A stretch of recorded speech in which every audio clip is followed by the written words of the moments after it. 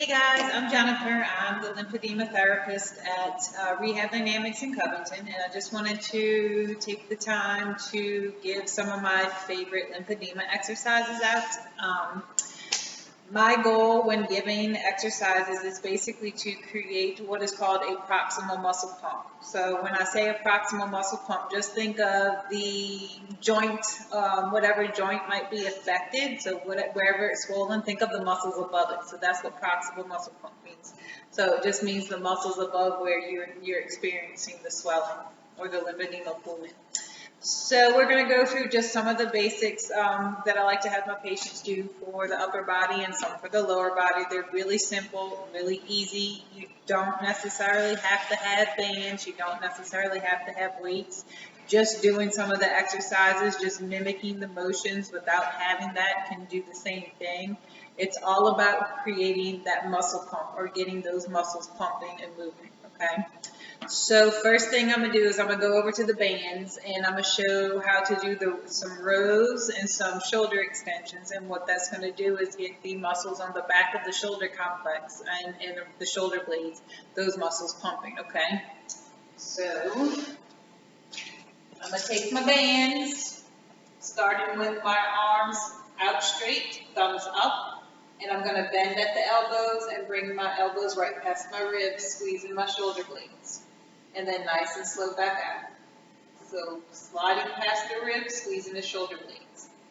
So I like to hold the squeeze for like 3 seconds, and then we'll come out of it nice and slow so that the bands don't whip me forward. And I would do 20 to 30 of them, okay? We don't want to overdo it. We don't want to do super heavy weight, super heavy resistance, okay? So light resistance, always 20 to 30 repetitions.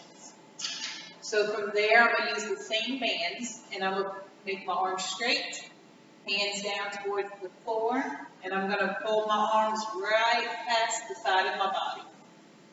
That is shoulder extension. Once again, working those muscles on the back of the shoulder. Same thing, little 3-second pause, coming back out nice and slow. We're going to do 20 to 30 of those. So once you finish with those, we now have the muscles on the back of the shoulders pumping. So now we're going to want to go to the muscles on the front and the back of the arm, okay? So the bicep and the tricep. I have some bands here set up to do a tricep press, okay? Really super easy. The goal here, or the key to this one, is to actually keep the elbows locked in at the sides, okay? So you don't want the arm out, elbow locked at the ribs. So the elbows are going to stay locked at the ribs, and you're going to push your hands down towards the floor till those elbows are straight, and you're going to hold that squeeze 3 seconds, and elbows bend again. We're going to do 20 to 30 of those. Okay, so that's the triceps, those muscles on the back of the arm. I have some weights here. And now we're going to do the biceps, so the muscles on the front of the arms. Everybody knows how to do a bicep curl. Really simple, really easy. On the top, hold a little 3-second squeeze. Nice and slow all the way back down to where those elbows are straight. Once again, those magic numbers are 20 to 30 repetitions with a little 3-second squeeze. All right. So that's getting those bigger muscles above the forearm pumping, okay? So that's going to pull out some of the swelling, some of the lymphedema from the forearm. What I also like to tell my lymphedema patients to do is that when we have the swelling or when we have that lymph pooling, it's always important to kind of keep range of motion of the arm or the shoulder joint, of maintaining that range of motion and not making sure that you lose it. What happens is when an arm becomes really swollen, people are saying it's heavy or it hurts, and then they don't want to move it. So what we're going to do is we're going to go to the wall. I want you to grab like a dish towel, a dish rag, anything that'll help you slide on the wall really easily, okay? So that you're not messing up your paint too. So we're going to take our rag, put it on the wall. I'm going to have you slide that rag up till you get a little stretch. If you feel like you can keep going, step a little closer to the wall. You want to get that arm up as high as you can and hold the stretch for about 5 seconds, and then come back down. So you'll do 20 to 30 of these. And then I also like to have people do it out to the side or in the abduction plane. So now you're going to stand facing the opposite direction, and you're going to slide up.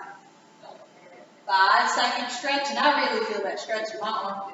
So 5-second hold, and then nice and slow coming back down. 20 to 30 of those stretches as well.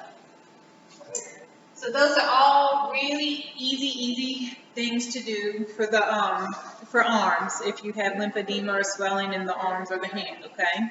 I'm going to move the camera and we're going to do some stuff for the lower body.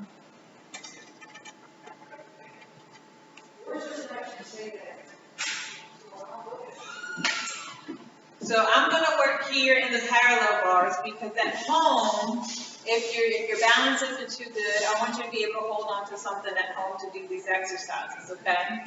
So we need to get all the muscles of the leg and the muscles of the hips and the tush kind of pumping, okay? So the first thing I like to have the patients do is just come up onto their tippy toes. Nice and slow back down. Up to the tippy toes, hold that squeeze, 3 seconds. Nice and slow coming back down. 20 to 30 of those calf raises, okay? So now we got the ankles moving, and now we have the muscles of the calf pumping. So now we want to come up to the knees, get the knees mobile, okay? So I'm going to have you hold on to a kitchen chair, maybe hold on to your kitchen counter, your kitchen sink, vacuum counter, wherever you feel like you can stand and do this without losing your balance. And we're just going to do like a little high knee, making it look like you're marching in place, okay? 20 to 30 of those. So now we have the knee mobile, and we're getting those muscles on the front of the thigh starting to fire. Okay? So now that we're getting those muscles around the thigh and the top of the thigh going, we're going to go towards the hip muscles. Okay? We're going to keep our legs straight, and we're going to kick forward. 20 to 30 times. So that's that long muscle on the front of the thigh, from the hip all the way down to the knee. It's working with this exercise, okay? Kick it forward. Now we want to get some of the muscles on the side of the hip and the side of the thigh. We're going to kick out sideways, feeling that squeeze right there on the side of the hip and the tush. 20 to 30 times. And then we're going to kick straight back, getting the squeeze of the tushy, 20 to 30 times. And then here's my favorite that nobody likes to do here in the clinic, because everybody gives me looks when I say let's do some squats. But squatting really gets all the muscles of the top of the leg and the butt, okay? So this one's really good to get that muscle pump. So hold on to your chair, your kitchen counter, wherever you're standing, and give me a little mini squat. And when you come back up, squeeze those muscles. Then you can do 10 to 20 of those because this is a harder exercise, okay? Easy stuff. That's all things that can be done every day, a couple times a day, okay? And if you keep up with it, you'll start to see that between doing your manual lymph drainage, using your compression garments or your pump, and then doing these exercises, you'll get really good results. And we can possibly get rid of that lymphedema or bring it back down to the latency stage where you're just not having to deal with it right now, okay? Thanks, guys.